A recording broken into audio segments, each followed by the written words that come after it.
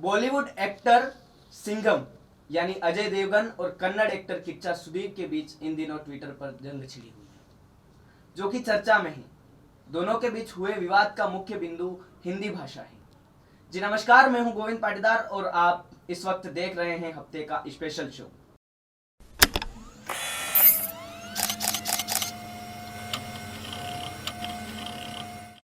दरअसल south industry के hit villain Kichcha Sudeep ने हिंदी भाषा को लेकर एक बयान दिया, जिसमें उन्होंने कहा कि हिंदी हमारी राष्ट्रभाषा नहीं है। साउथ सुपरस्टार के इस बयान पर बॉलीवुड के सिंघम अजय देवगन ने ट्विटर पर उन्हें जवाब दिया और इस तरह से दोनों एक्टर्स के बीच सोशल मीडिया पर जुबानी जंग शुरू हो गई। हालांकि दोनों अभिनेता अपनी अपनी बात रखकर शांत हो गए, लेकिन हिंदी भाषा को लेकर शुरू हुआ ये मुद्दा इस वक्त का हॉट टॉपिक बन चुका है।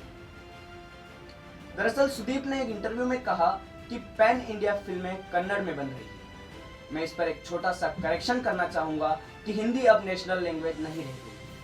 आज बॉलीवुड में पैन इंडिया फिल्में की जा रही है। वह तेलुगु और तमिल फिल्मों का रीमेक बना रहे हैं। इसके बाद भी वह स्ट्रगल कर रहे हैं। आज हम वे फिल्में बना रहे हैं जो दुनिया भर में देखी जा रही है। इसके बाद किच्चा सुदीप का यह बयान काफी वायरल हो गया। इसके बाद मुद्दे को फिल्म पुष्पा के डायलॉग की तरह फ्लावर से फायर बनने में देर नहीं लगी। इसके बाद किच्चा सुदीप का हिंदी भाषा को लेकर दिया गया बयान अजय देवगन को रास नहीं आया। उन्होंने हाथों हाथ एक ट्वीट कर डाला। ट्वीट में अजय लिखते हैं कि किच्चा सुदीप मेरे भाई, आपके अनुसार अगर हिंदी हमारी राष्ट्रभाषा नहीं है तो आप अपनी मातृभाषा की फिल्में हिंदी में क्यों डब करते हैं? हिंदी हमारी मातृभाषा और राष्ट्रीय भाषा थी और हमेशा रहेगी।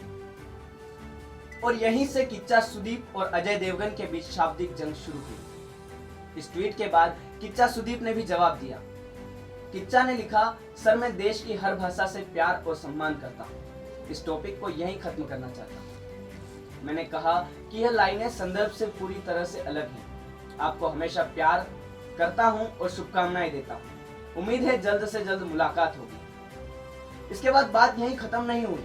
इसके बाद अजय देवगन और किच्चा ने एक के बाद एक ट्वीट किए। हालांकि दोनों के बीच अंत में अच्छे से बात हुई, लेकिन विवाद ने और तूल पकड़ा जब इस भाषाई विवाद में कर्नाटक के पूर्व मुख्यमंत्री सिद्धारमैया ने हिस्सा लेते हुए कहा कि हिंदी कभी भी हमारी राष्ट्रीय भाषा नहीं है। सिद्धारमैया ने ट्वीट करते हुए कहा कि हिंदी हमारी राष्ट्रभाषा कभी नहीं थी और कभी नहीं होगी। हमारे देश की भाषाई विविधता का सम्मान करना प्रत्येक भारतीय का कर्तव्य है। प्रत्येक भाषा का अपना समृद्ध इतिहास है जिस पर हमें गर्व होना चाहिए। मुझे कन्नड़ होने पर गर्व है। इसके बाद में एक मुख्यमंत्री और आए जिन्होंने इस विवाद को हवा दी। खैर, कोई भी मुद्दा राजनीति में जाने के बाद तब तक शांत नहीं होता जब तक कोई बड़ा सियासी मुद्दा उठकर ना आए।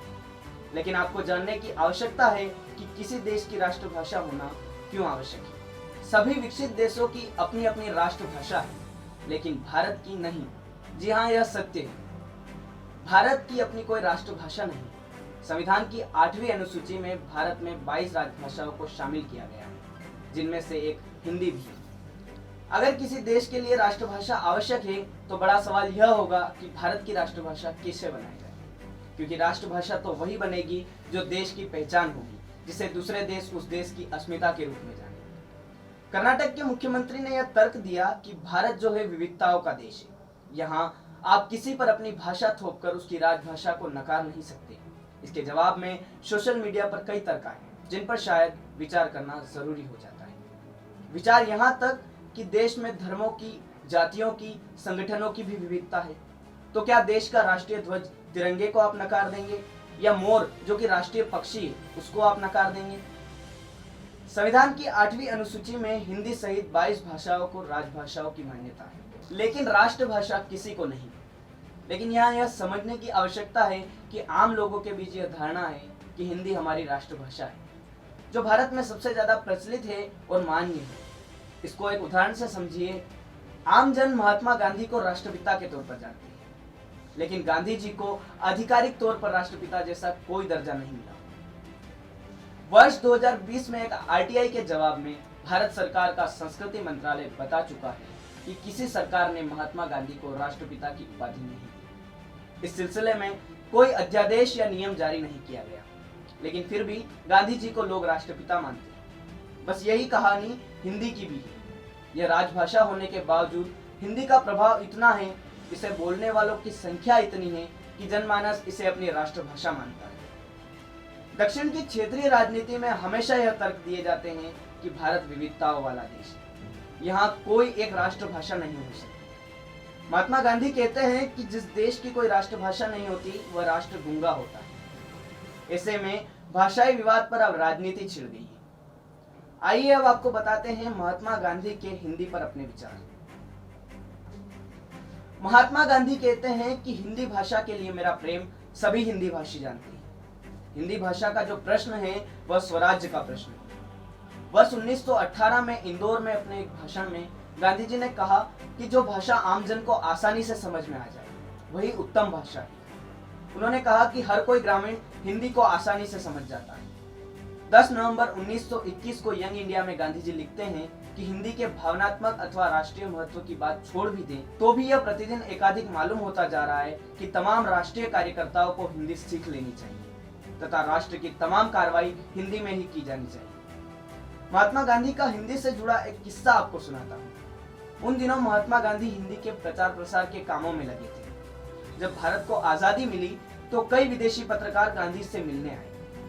तभी एक विदेशी पत्रकार महात्मा गांधी से मिले और उन्होंने गांधी जी को अपना बयान अंग्रेजी में देने को कहा और इस बात पर अड़ गए।